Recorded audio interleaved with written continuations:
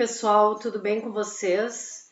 Então, nós vamos resolver alguns exemplos sobre capacitores e capacitância.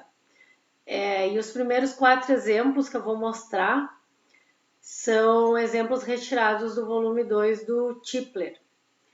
E nesses exemplos, nós temos a associação em série, em paralelo e a associação mista. Então, eu gostaria que vocês observassem as características, né, as propriedades e as diferenças de cada associação, né, o que eles têm em comum, né, se é o mesmo potencial, a mesma carga, né, e que vocês entendam que com essas propriedades físicas é que nós resolvemos os problemas. Né, o cálculo da capacitância equivalente às vezes é útil, mas mais importante que isso é entender as características físicas de cada associação. Então, é isso que eu gostaria que vocês prestassem atenção. Então, exemplo número 1 sobre capacitores diz o seguinte: um circuito consiste de um capacitor de 6 microfarad, um capacitor de 12 microfarad, uma bateria de 12 volts e uma chave conectados conforme a figura. Inicialmente a chave está aberta e os capacitores estão descarregados. A chave é então fechada e os capacitores são carregados. Quando os capacitores estão totalmente carregados, qual é o potencial de cada condutor do circuito, qual é a carga em cada capacitor e qual é a carga total que passa pela bateria. Então vamos só entender esse circuito antes de resolver o problema. Primeiro, essa figura eu peguei do livro em inglês, por isso que tá ponto, tá? Mas é 6 microfarad, 12, tá? Esse ponto aqui é do livro em inglês. Eu tenho esse circuito com esses dois capacitores. Eu vou chamar esse aqui de C1, esse aqui de C2, só para dar nome aos bois, né? A minha fonte aqui de 12 volts. Essa chave, eu não sei se vocês lembram quando eu falei sobre os elementos do circuito. Se a chave está aberta, não passa corrente e o circuito não funciona. Quando fechar aqui, ó, fecha o circuito, daí o circuito funciona normalmente. Tá? Então essa chave só serve para isso. Por isso que ele fala que quando a chave é fechada, os capacitores são carregados, que aí circula a corrente, carrega os capacitores. Então, letra A, qual o potencial? O potencial, na verdade, é a diferença de potencial, tá? De cada condutor do circuito. Cada condutor, lembram que as placas do capacitor são placas condutoras. Então, por isso, o potencial de cada condutor, na verdade, é do próprio capacitor, tá? Então, eu quero saber o V1, para o capacitor 1 eu tenho V1, para o capacitor 2 eu tenho V2. Eu quero saber quanto que é V1 e quanto que é V2, resumindo, tá? Esse é o potencial de cada capacitor. É que os capacitores têm condutores, por isso que o problema fez uma pergunta meio, né, talvez não fosse de fácil interpretação.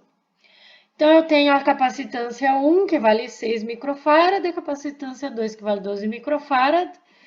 Eu espero que esteja claro que essa associação aqui, ó, se eu tenho mais de um, é uma associação. Como eu tenho essa ramificação aqui, ó, meu capacitor 2 está em outro ramo, não está no mesmo ramo que o C1, então eles estão associados em paralelo. É preciso identificar o tipo de associação, porque lembra que se é série ou paralelo, muda o que é igual, o que é diferente, se é o potencial ou se é a carga. Então, é preciso identificar.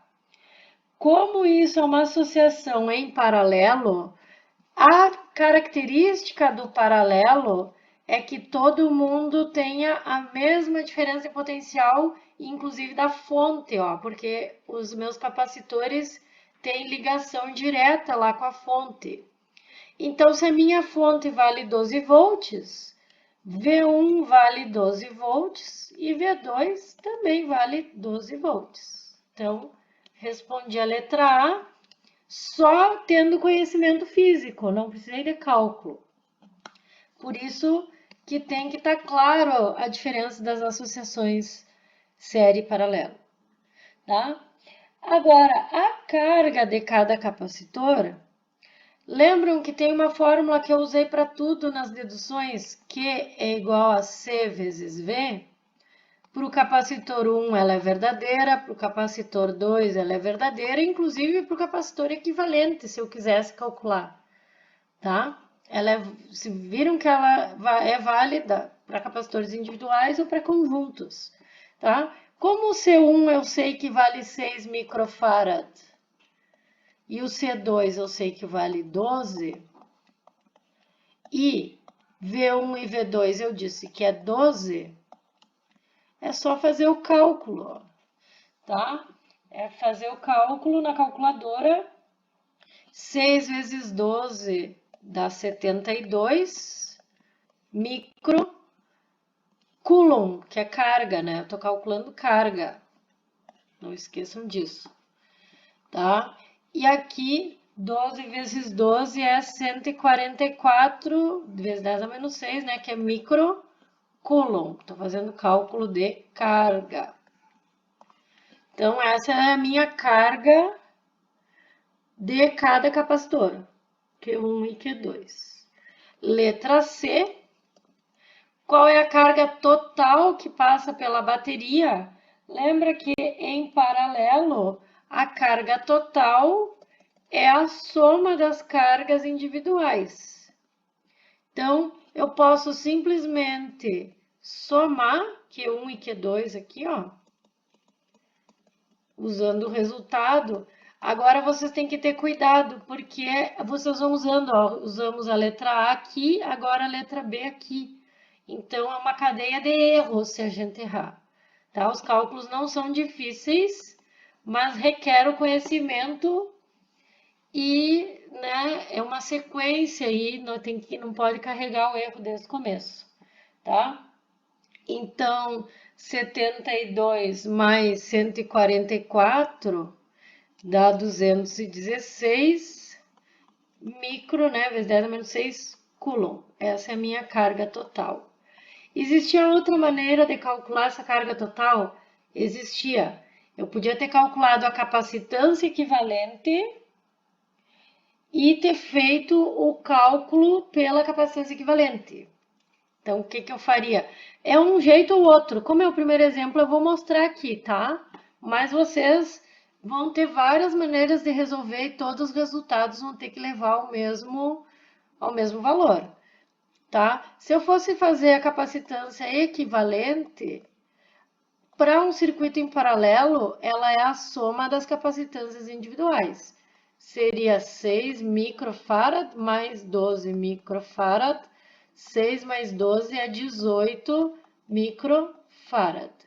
Lembra que eu sempre posso representar um circuito de vários capacitores como um circuito de um capacitor único, que é o meu equivalente, tá? E aí, esse capacitor equivalente armazena minha carga total. Então, Q igual a CV para esse circuito equivalente aqui, né? Carga total é capacitância equivalente. A minha capacitância equivalente é 18 vezes 10 na menos 6. E a minha diferença de potencial é a mesma fonte, né? 12. Se vocês fizerem 18 vezes 12, vocês vão ver que dá 216. Tem esse 10 na menos 6 aqui, ó. Que é o mesmo resultado que eu obtive de outra forma. Então, vocês vão ter várias maneiras para resolver esses circuitos, tá? Fiquem à vontade para escolher o jeito que vocês acharem mais fácil.